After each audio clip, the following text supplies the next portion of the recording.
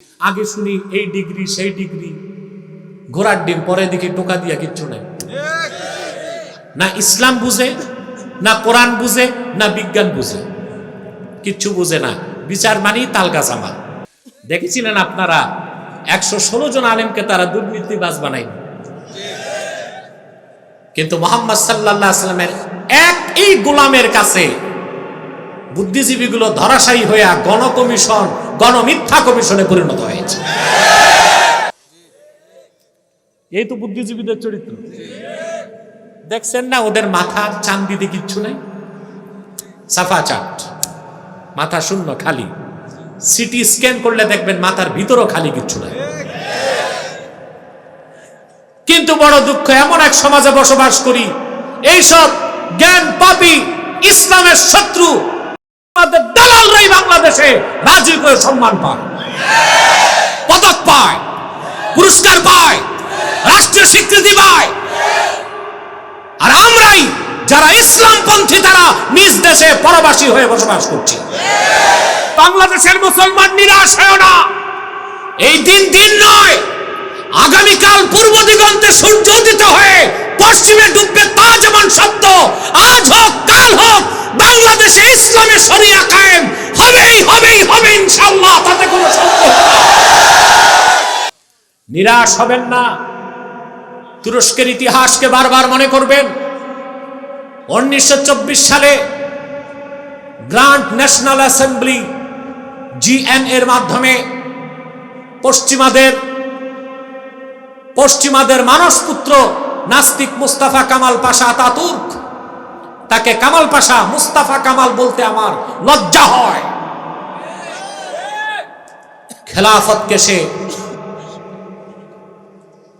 খেলাফতকে রহিত করে সেকুলারিজমকে কায়েম করেছে। হাজারো মসজিদ বন্ধ করেছে, মাদ্রাসা বন্ধ করেছে, কোরআন তেলাওয়াত বন্ধ করেছে, আজানকে বন্ধ করেছে, মদকে বৈধতা দিয়েছে, একাধিক বিয়েকে আইন করে নিষিদ্ধ করেছে। 100 বছর তুরস্কে শরিয়া আইন কায়েম হতে পারবে না, এত কিছু করলো। কিন্তু সেই তুরস্ক আজ চরম বাম থেকে চরম ডানে চলে এসেছে, ঠিক কিনা? সে দেশের একনিষ্ঠ কিছু আল্লাহওয়ালা বুজুর্গ, নকশবন্দি তরিকার কিছু পীর মাশায়েখের খেদমতের কারণে আজ তুরস্কে আবার ইসলামের পতাকা উড্ডীন হতে চলছে। যে আয়া সফিয়া মসজিদকে গির্জা বানানো হয়েছিল, সে আয়া সফিয়া মসজিদে আবার 5 ওয়াক্ত আযানের ধ্বনি উচ্চারিত হচ্ছে।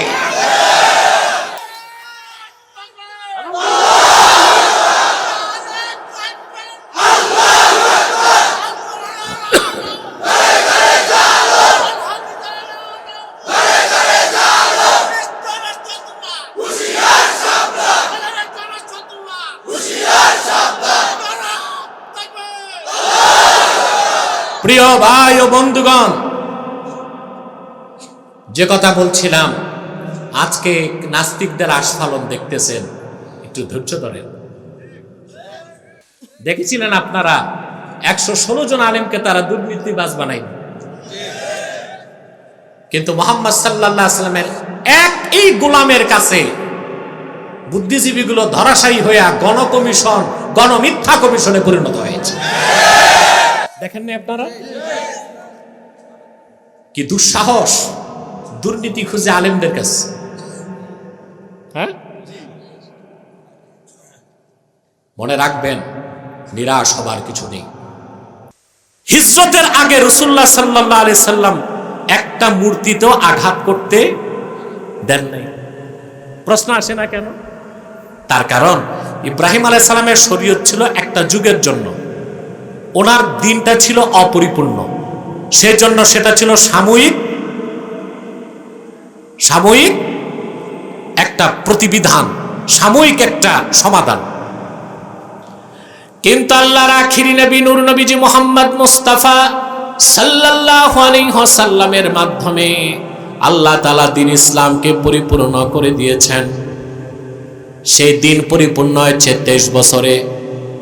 যেহেতু ইসলাম কিয়ামত পর্যন্ত থাকবে, আর মূর্তি পূজার মূলোৎপাটন সমস্ত মানুষের হৃদয় থেকে বের করে দেওয়া হবে, সেই জন্যে মক্কার 13 বছরের দাওয়াতি সময়ে রাসূলুল্লাহ সাল্লাল্লাহু আলাইহি সাল্লাম কোনো মূর্তি ভাঙ্গেন নাই।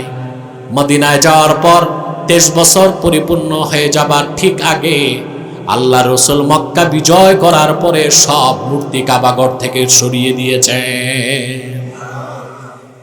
ইব্রাহিম আলাইহিস সালাম শুধু মূর্তি সরাইছেন জমিন থেকে, আর রাসূলুল্লাহ সাল্লাল্লাহু আলাইহি সাল্লাম সমস্ত মূর্তি সরাই দিয়েছেন মানুষের দিল থেকেও, কাবার চত্বর থেকেও। সুবহানাল্লাহ। উত্তরটা হয়ে গেছে, এটা দরকার ছিল উত্তরটা। প্রিয় ভাইরা, সব মূর্তি টুর্তি ভাঙ্গা তিনি সমান করে দিয়েছেন। রাখছেন কয়টা? সকালবেলা সব সন্ন্যাসী পুরোহিত আর মূর্তি পূজারীরা এসে বলতেছে এই কাজটা করছে কি? এই দুঃসাহসটা কার? মনে রাখবেন যে বিপ্লবের নেতৃত্ব দেয় সে নিজকে গোপন রাখতে। আল্লাহ রাব্বুল আলামিন বললেন, লোকেরা বলতে লাগলো ক্বালু সামি'না ফাতান ইয়াযকুরুহুম ইউকালু লাহু ইব্রাহিম। আমরা একজন যুবকের নাম শুনেছি যে মূর্তিগুলো সমালোচনা করে, তার নাম হচ্ছে ইব্রাহিম। এই কাজটা সে ছাড়া কেউ করে নাই। হযরত ইব্রাহিমকে ডাকা হলো আর জিজ্ঞেস করা হলো, আনতা ফাআলতা হাযা বিআলিহাতিনা ইয়া ইব্রাহিম, আমাদের এই চরম আরাধ্য সম্মানের খোদাগুলোকে, উপাস্যগুলোকে কি তুমি মারছো, পিটাইছো, ভাঙছো? কথা বুঝেন নাই? হযরত ইব্রাহিম তখন হিকমত অবলম্বন করে বললেন, বাল ফাআলাহু কাবীরুহুম হাযা ফাসআলুহুম ইন কানু ইয়ান্তিকুন। এখানে যে বড় সে কাজটা করছে, যেগুলোকে ভাঙ্গা হয়েছে ওরা যদি কথা বলে ওদের কাছে জিজ্ঞেস করো। এখন ওগুলো কি কথা বলে? তো কথা যে বলতে পারে না, এটা কেমন খোদা? কথা বলে না। তখন বাকি সাধারণ জনগণের চোখ খুলে গেছে। তারা বলল, ইব্রাহিম তো ঠিকই বলছেন, তোমরা এমন জিনিসকে খোদা মানো, ইবাদত করো যে তোমাদের কথার জবাব দিতে পারে না। সংবাদ চলে গেল নমরুদের কানে। নমরুদ তার ক্যাবিনেট নিয়ে বসলো, ইব্রাহিমকে কি শাস্তি দেওয়া যায়? সিদ্ধান্ত হলো তাকে আগুনে জ্বালিয়ে হত্যা করা হোক।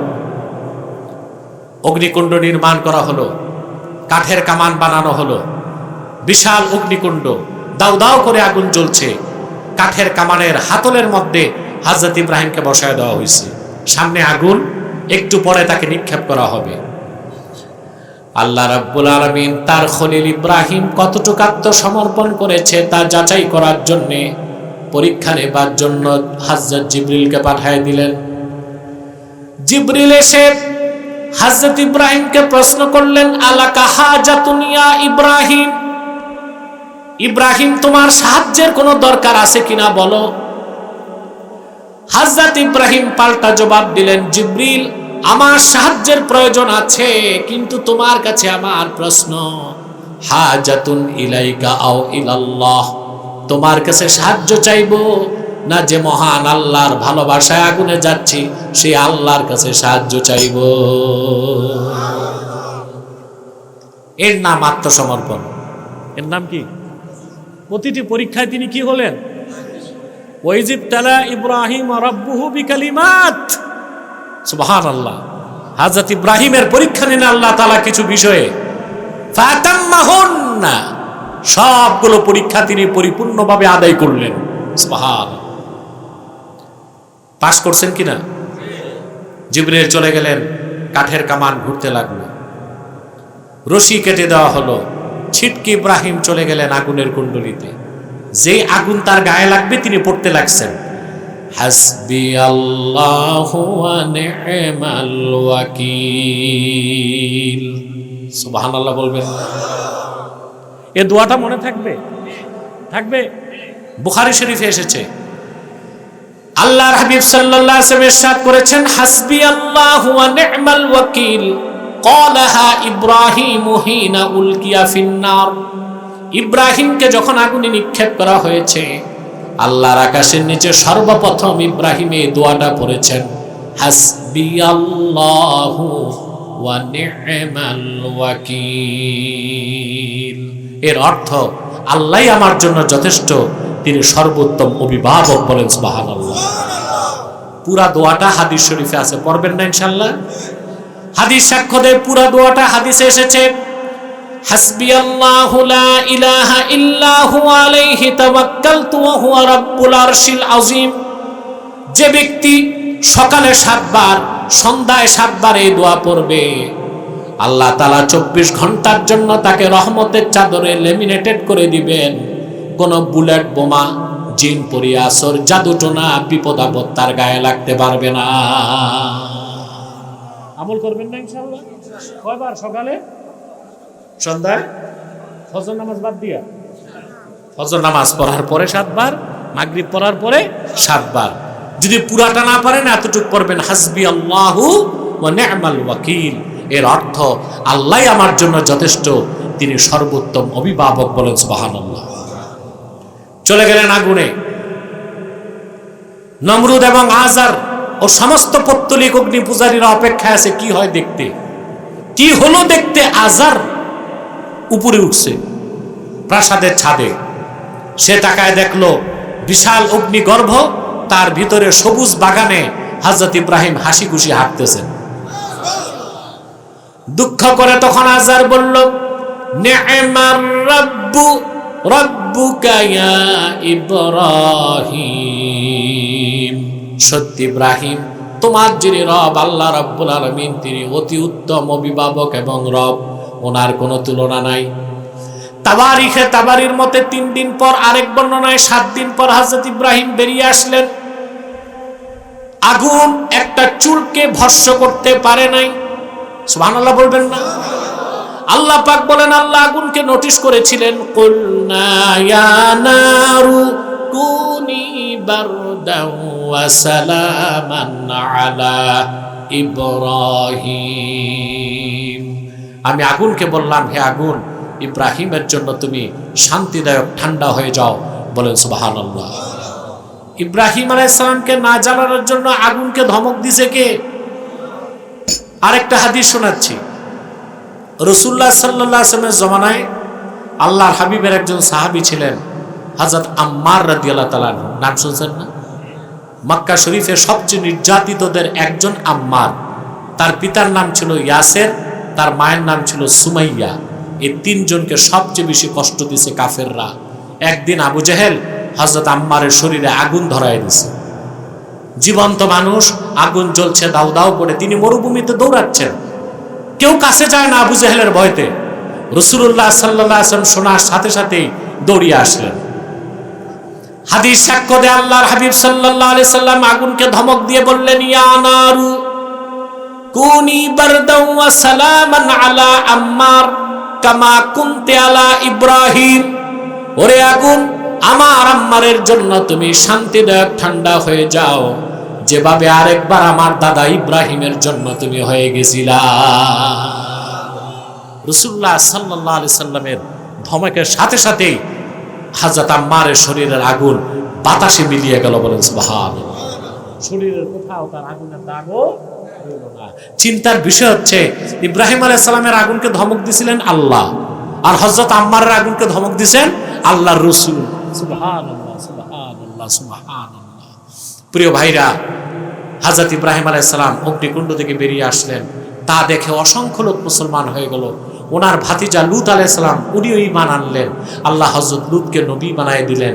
এবার আল্লাহর পক্ষ থেকে আরেকটা পরীক্ষা আসলো, ইব্রাহিম, এবার তুমি বাবেল ছেড়ে আরদুল মুকাদ্দাসা কেনান চলে যাও, ফিলিস্তিন অঞ্চলে। কোথায়? আল্লাহর হুকুম হইল, তিনি তার স্ত্রী পরিজন সন্তান নিয়ে সোজা মিশর হয়ে চলে গেলেন কেনান। আল্লাহর পক্ষ থেকে আবার পরীক্ষা আসলো, ইব্রাহিম, তুমি তোমার স্ত্রী হাজেরা এবং তোমার বড় সন্তান ইসমাইলকে মক্কায় রেখে আসো। সুবহানাল্লাহ। হযরত ইব্রাহিমের কয়জন স্ত্রী ছিল? জোরে নাম বলেন তো। না, হযরত ইব্রাহিমের 3 জন স্ত্রী ছিল।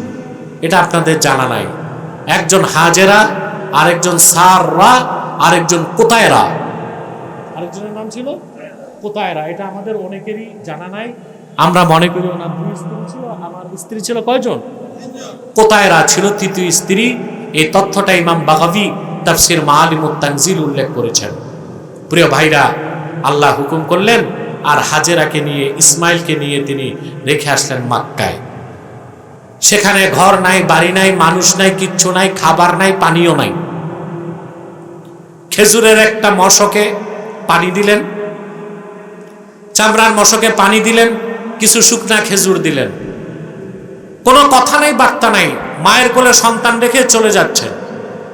পিছন দিক থেকে বুখারী শরীফের হাদিস, রাসূলুল্লাহ সাল্লাল্লাহু আলাইহি ওয়াসাল্লাম বলেন, ফানাদাতহু উম্মু ইসমাঈল, ইসমাইলের মা হাজেরা তাকে ডাক দিছেন, কোনো জবাব নাই, কোনো জবাব নাই। আবার ডাক দিছেন, জবাব নাই। তৃতীয়বার ডাক দিছেন, জবাব নাই। চতুর্থবার হযরত হাজেরা বললেন, ইব্রাহিম, তোমার কাছে আমার জানার প্রশ্ন, এটাকে তুমি তোমার নিজের সিদ্ধান্তে করছো নাকি আল্লাহ রাব্বুল আলামিনের সিদ্ধান্ত?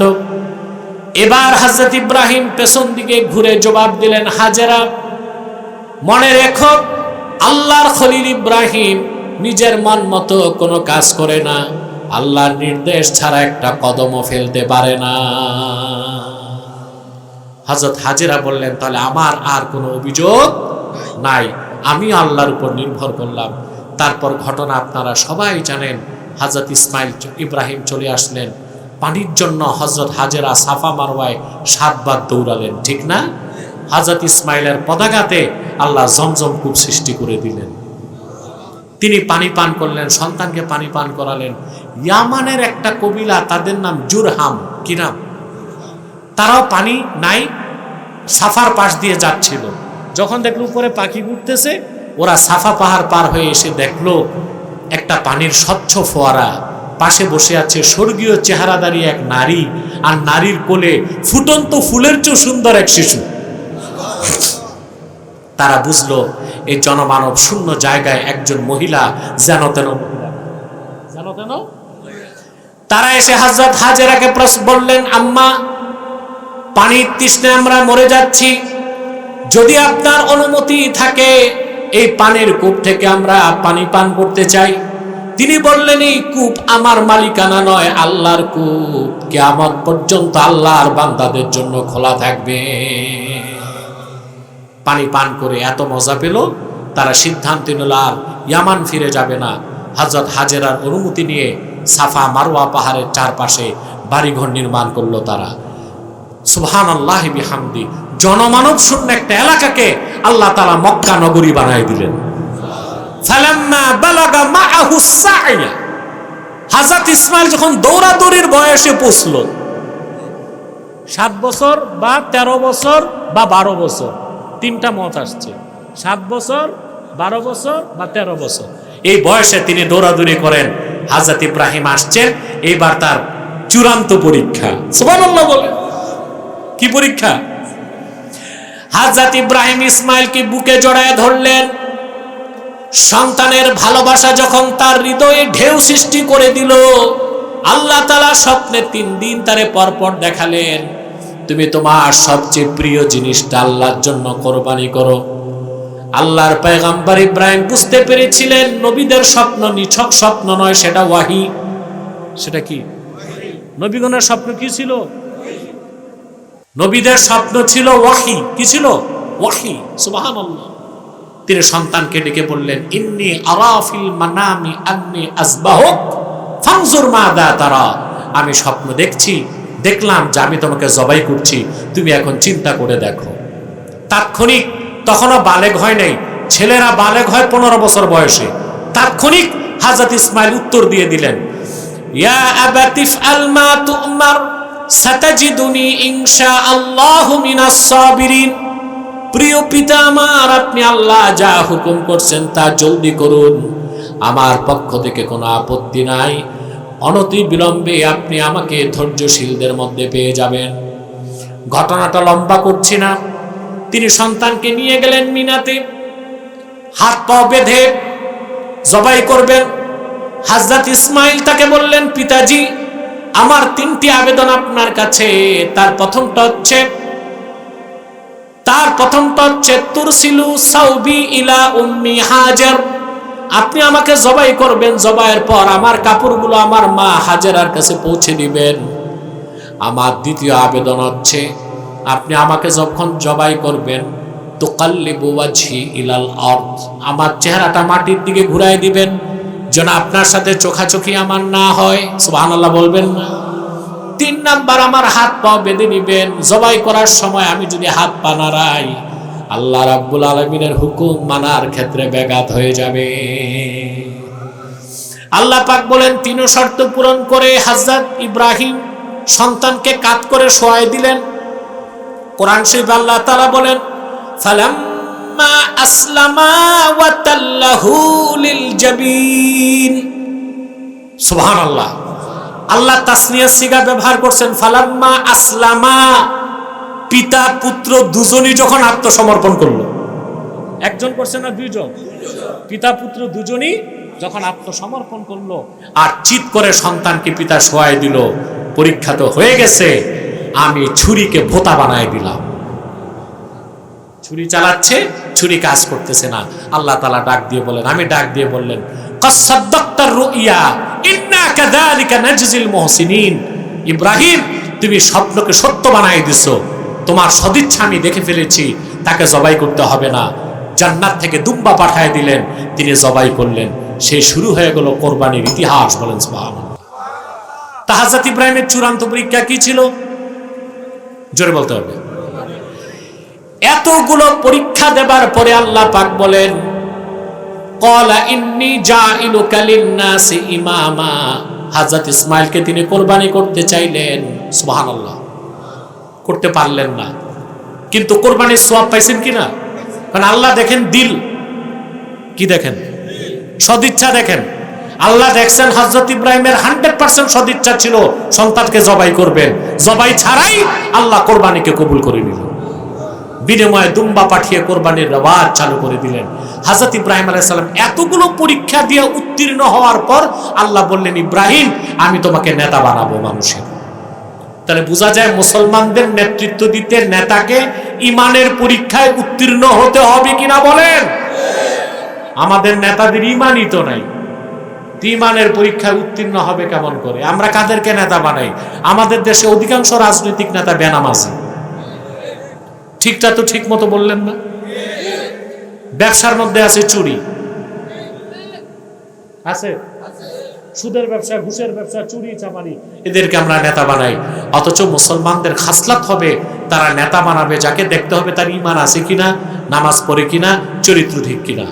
অতএব সেজন্য আমি বলবো, আমরা ইব্রাহিম আলাইহিস সালামের সন্তান হিসেবে, আল্লাহর হাবিব নূর নবীজি মুহাম্মদ সাল্লাল্লাহু আলাইহি সাল্লামের উম্মত হিসেবে আমাদের সবচেয়ে বড় কাজ হচ্ছে, আমাদেরও যদি ঈমানের পরীক্ষা আসে, সেই পরীক্ষা আমাদের উত্তীর্ণ হতে হবে। পারবো না ইনশাআল্লাহ?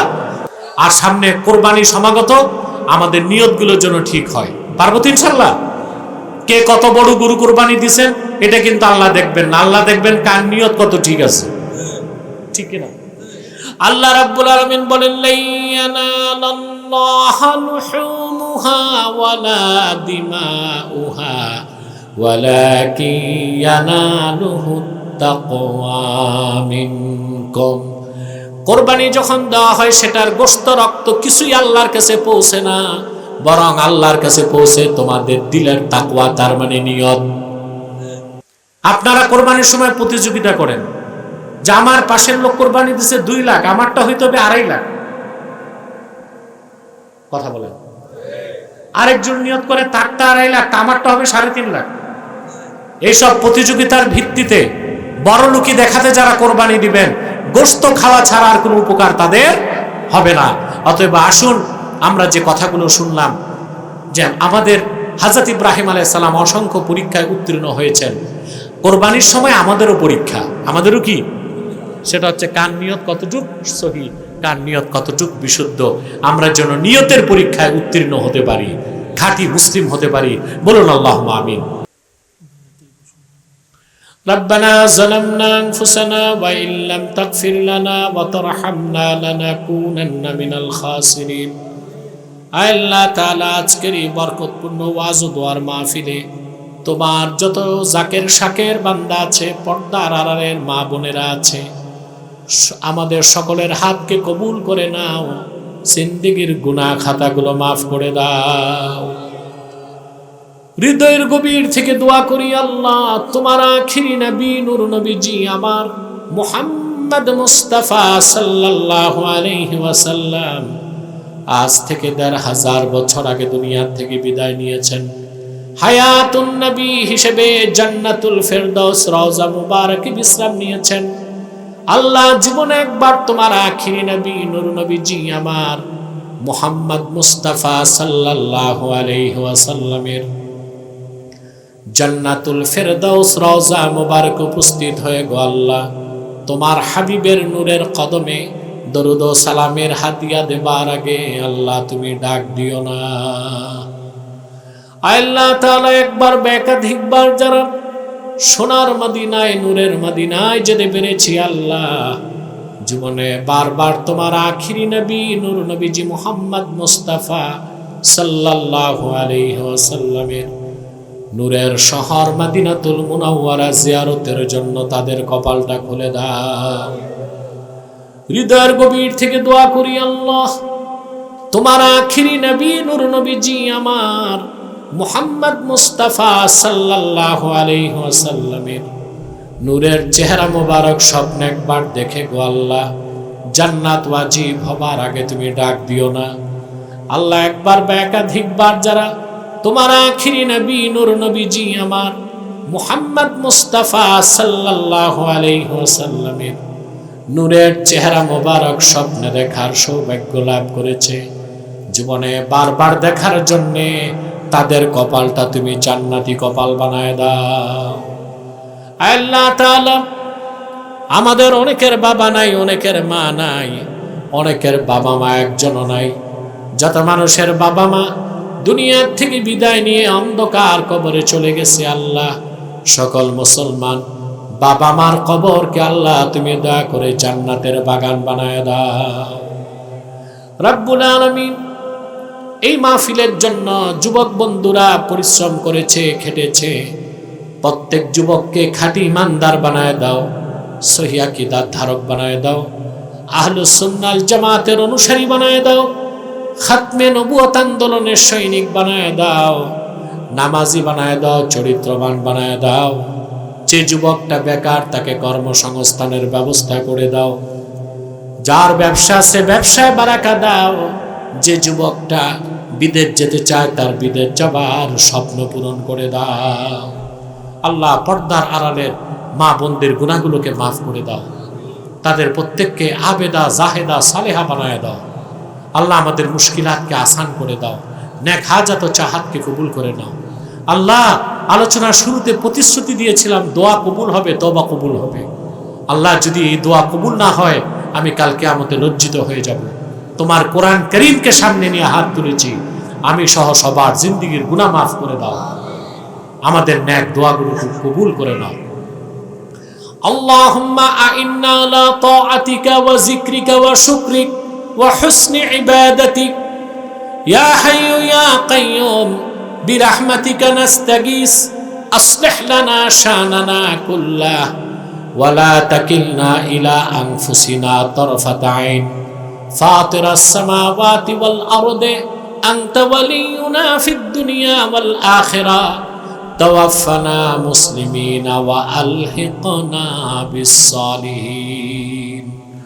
আল্লাহুম্মা ইন্না নাতাওয়াসসালু ইলাইকা বিওয়াসিলাতি হাবিবিকাল মুহতারাম নবিকাল খাতিম সাইয়্যিদিনা ওয়া সাইয়্যিদিল আবরার নবিয়িনা ওয়া নবিয়িল আমবিয়া মুহাম্মদ ইবনে আব্দুল্লাহ নবিয়িল্লাহি রাসূলিল্লাহ সাল্লাল্লাহু আলাইহি ওয়াসাল্লাম الذي أكملت به قصر النبوة وحكمت لا نبي بعده وأعلنت في القرآن بالبرهان أن محمدا صلى الله عليه وسلم خاتم النبيين والمرسلين قبل 1500 سنة وصلى الله تعالى على خير خلقه نبينا محمد نور الله وعلى آله وصحبه أجمعين